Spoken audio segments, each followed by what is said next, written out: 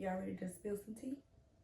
What's up, my babies? Welcome back to another episode of Sippin Tea and Spinnin Tracks, where we review the hottest and most anticipated music releases of the week. I'm your host, Nu, and this week's review is none other than The Fall Off by J.Cole. Like, you couldn't have thought it was going to be anything other than that. So, let's get into the tea. The Boosie sample, because I was hearing. Okay, I like it. Oh, that was okay. That was a good beat switch. Shall we run back? Shall we run back? Who the fuck is you?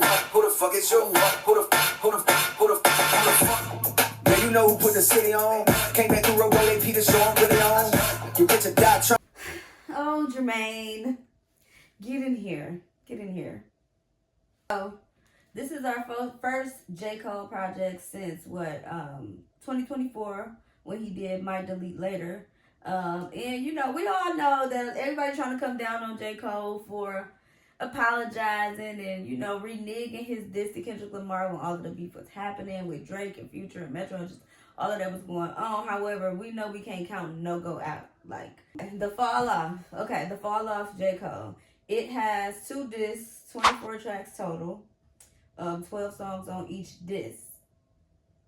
And I listened on Friday to the first disc and to the second disc on Saturday, and I've just been sitting with the whole thing since then. That's why I like to do my reviews on Monday, because I like to sit with it. However, I like the project a lot. I think that it's very Jermaine Cole coded.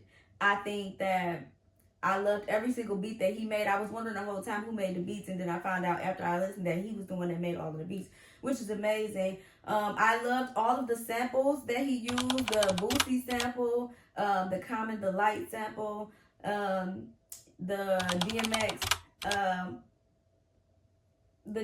sample. What's the song? How It's Going Down, DMX sample, and Jenny from the Block. He sampled Outkast, Elevators, 24s by T.I., if I'm not mistaken. And I thought I even heard I'm Bossy by Khalees, but I could be wrong about that. But just like the samples that he chose to use, he gave niggas a one-on-one masterclass in how to sample something and make it your own and not have to just ride off the coattail of the nostalgia of the song. First, I will be honest and say that I felt like this project could have been one disc. I felt like a lot of it is like a love letter to his wife that could have been personal and kept. I'm not gonna lie. Not to say that I didn't like it. I feel like it interrupted the flow of everything. I don't know. Like, I just felt like the album was just very, very slow. Like, slow. Like, and for me, that it kind of, your attention span. Like, you'd be like, okay. But I think that if it was like a good 15 to 17 songs, it would have been solid from top to bottom. That was just off my first listen. That's what I got in my first listen notes. I would say the skips would be probably Bombs in the Ville / Hit the Gas. I think I would probably not download that. I probably wouldn't download the Let Out. I feel like that was kind of like a sad song. Like, just because of the trauma that I've had, I probably would skip the Let Out.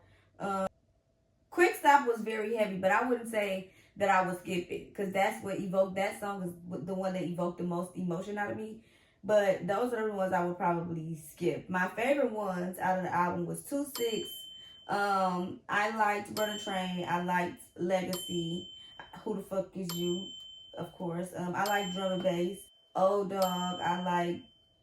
I liked the 39 intro when the beat switched. Most of the songs that I chose was when he was really angry and his tone switched and he just really in his bag. We got into the skips. We've got into the favorites. Let's get into the overall ranking of the album. Y'all know here on Sippin Tea and Spinnin Tracks, we rank the album 0 to 5, with 5 being the highest, obviously, because there are 5 essential pieces to make a good album, to me, in my opinion, from my musical knowledge and all of my experience. The first thing is song sequence. We go to production, bars or songwriting, replay value, and emotional impact. So, song sequence. Not gonna lie, I didn't give that to him. I didn't give it to him. I feel like it could have been sequenced a lot better. And then, like I said, I feel like some of those songs were like personal love letters to his wife, or just things that low key could have just stayed on the hard drive. Like this, I didn't give him that point. It just didn't do it for me personally. I feel like it was too far in between where I was really like hype, and then most of the time it was just very somber. You know what I'm saying? So I didn't give him the song sequencing point. Production, absolutely, absolutely, absolutely. Every single song, whether it was upbeat or somber, the production was amazing. The beat was lit. It was everything was mixed well. Definitely got the production point, so he got his first point. Bars. Do we even gotta even? Do I even have to break this down? Do I gotta break? I don't think I even have to break this down. It's Jermaine Cole. Bars. Yes, got that point. Replay value. Replay value. I don't know if it'll be. I want to give him a half a point on this because I wouldn't download. I'm not downloading both discs. I'm downloading the songs that I like. So, but the songs that I like will definitely get replayed. So I'm gonna give him a half on replay value. Emotional impact, I will give that to him because I felt from beginning to end. I literally almost cried on one of those songs. I want to say the song that almost made me cry was Quick Stop. If you want to confirm that, go to my Twitch. I go live on Twitch on Fridays and review new music at the newsstand, and you can see what song it was. But definitely got the emotional impact point. With that being said, that means J.Cole got a 3.5 out of 5. And I feel like that's fair. I just feel like with the climate of things and with the whole beef and everything what happened, I just really wanted a little bit more defensive call. But that's just my opinion. Like, I respect Cole because he don't care about my opinion, yours, or anybody else's. And it's very admirable for him to create just for himself. You know what I'm saying? Regardless of what the outcome is, I feel like that's a message for us all. So I have to respect it. But I do give it a 3.5 out of 5. And I think it's a great project. That wraps up this episode of Sippin Tea and Spinnin Tracks. Today's episode, we reviewed The Fall Off by J. Cole and gave him a 3.5 out of 5 rating on the radar.